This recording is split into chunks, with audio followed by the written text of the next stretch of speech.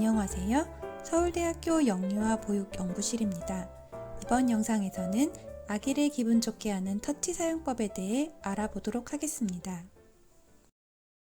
여러분은 오감 중 촉각의 역할과 그 의미가 우리의 일상생활에서 얼마나 중요한지 생각해 본 적이 있으신가요? 힘든 일이나 좋은 일이 있을 때 꼭 안아주거나 손을 잡는 것이 때로는 말보다 더 효과적으로 따뜻한 위안과 격려를 전달하는 것을 여러분도 아마 경험해 보셨으리라 생각합니다.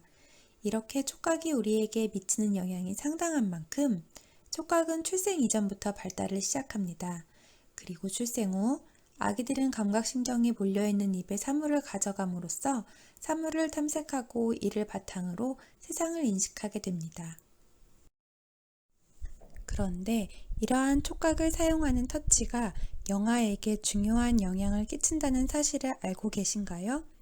여러 연구를 통해 터치는 영아의 신체적, 신경인지적, 사회정서적 발달에 중요한 영향을 미치는 것으로 밝혀졌습니다. 하지만 코로나19의 전파로 인해 우리는 안타깝게도 서로에게서 거리를 둘 수밖에 없는 나날을 보내고 있습니다. 영아들도 어린이집, 문화센터 등에서 또래와 신체적 접촉을 하는 것이 이전보다 제한될 수밖에 없는데요. 이렇게 오랜 기간 동안 신체적 접촉에 제한을 두는 것은 영아에게 부정적인 영향을 끼칠 수 있습니다. 이는 앞서 살펴본 바와 같이 터치가 발달에 중요한 영향을 미치기 때문입니다. 따라서 요즘과 같이 장기적으로 사회적 거리두기가 시행될 때에는 양육자가 영아와 충분한 터치를 나눔으로써 터치에 대한 영아 욕구를 충족시키고 발달을 도모하는 것이 필요합니다. 그렇다면 영아에게 필요한 터치를 과연 어떻게 제공하는 것이 가장 좋을까요? 이번 영상에서는 연구를 기반으로 아기를 기분 좋게 하는 터치 사용법에 대해 알려드리고자 합니다. 첫 번째, 중간 정도의 속도로 애정을 담아 쓰다듬어 주세요. 한 연구에서는 어떤 속도로 터치를 할 때 영아가 가장 기분이 좋고 집중을 잘하는지 살펴보았습니다. 이 연구에서는 쓰다듬는 속도를 느린 쓰다듬기, 중간 속도의 쓰다듬기, 빠른 쓰다듬기로 구분하여 9개월 영아의 팔에 붓으로 쓰다듬기를 하였습니다. 실험은 왼쪽 아래의 표와 같이 속도를 다르게 하여 10초 동안 쓰다듬고 40초 동안 휴식하기를 반복하여 영아가 3가지 다른 속도를 모두 경험할 수 있도록 하였습니다. 그리고 터치에 대한 영아의 기분 좋은 상태는 심박수로, 영아의 주의 집중은 대상에 대한 시선 이동 및 시선 고정 시간으로 측정하였습니다. 과연 어떤 속도로 쓰다듬었을 때 영아는 가장 기분이 좋고 집중을 잘했을까요? 먼저 터치에 대한 영아의 반응을 쓰다듬는 속도에 따라 평균 심박수가 어떻게 변화했는지로 살펴볼게요. 그래프 가운데의 빨간색 막대를 보시면 중간 속도의 쓰다듬기에서 영아의 평균 심박수가 느려졌고, 느리거나 빠른 속도의 쓰다듬기에서는 영아의 심박수가 약간 빨라짐을 알 수 있습니다. 심박수가 느려졌다는 것은 몸의 긴장이 완화되어 편안한 상태라는 것을 의미합니다. 즉, 이는 영아가 중간 속도의 쓰다듬기를 기분 좋은 터치로 받아들임을 나타냅니다. 이번에는 영아의 주의 집중이 쓰다듬는 속도에 따라 어떻게 변화했는지 확인해 보겠습니다. 붓의 쓰다듬는 속도가 다를 때 영아는 쓰다듬는 물체에 대한 주의 집중에서 차이를 보였습니다.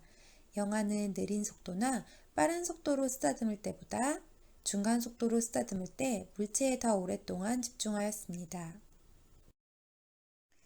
이 연구의 결과를 종합하면 기분 좋은 터치에 대한 긍정적인 반응은 생애 초기부터 나타나며 영아는 빠르게 쓰다듬는 손길보다 중간 정도의 속도로 쓰다듬을 때 쓰다듬는 사람의 애정을 더 잘 느낄 수 있습니다.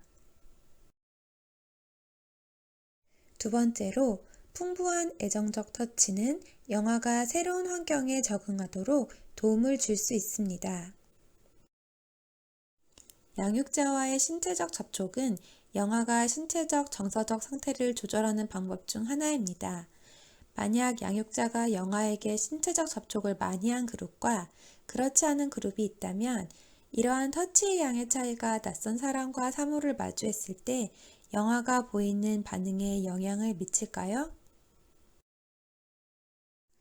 먼저 낯선 사람이 다가오는 경우를 살펴보겠습니다. 양육자와 풍부한 신체적 접촉을 한 영화는 적은 양의 신체적 접촉을 한 영화보다 낯선 사람과의 만남을 회피하는 행동을 이전에 비해서 적게 보였습니다. 이번에는 사물을 제시한 경우를 살펴보겠습니다. 이 실험에서 사물은 컵과 같은 일상의 사물과 장난감처럼 보이는 사물을 제시하였습니다. 앞선 실험과 마찬가지로 양육자와 풍부한 신체적 접촉을 한 영화는 적은 신체적 접촉을 한 영화보다 두 종류의 사물 모두에서 사물을 탐색하는 시간이 더 오래 지속되었습니다. 또한 양육자의 터치를 애정적 터치, 자극적 터치, 도구적 터치로 구분하여 살펴본 결과 양육자의 애정적 터치가 많으면 낯선 사람을 피하는 영아의 행동이 줄어들고 사물에 대한 탐색이 촉진됨을 확인하였습니다. 만약 영아가 새로운 환경에 적응해야 하는 경우에 놓인다면 풍부한 애정적 터치로 영아를 격려하여 주시는 것이 어떨까요? 세 번째, 아기를 기분 좋게 하는 터치는 눈을 맞추거나 부드럽게 이야기하면서 할 때 더욱 좋습니다. 터치는 영아가 스트레스 받는 상황에 놓여 있을 때 이를 완화시켜주는 효과가 있습니다. 아기가 울 때 엄마가 아기를 안아주거나 부드럽게 어루만지는 것을 떠올리시면 금방 이해하실 수 있을 것 같아요. 그런데 터치의 이러한 진정 효과는 눈맞춤과 목소리 등 다른 감각과 함께 할 때 더욱 그 효과가 좋다고 합니다. 한 연구에서 수유 30분 전 신생아의 스트레스 반응 변화를 조사했습니다.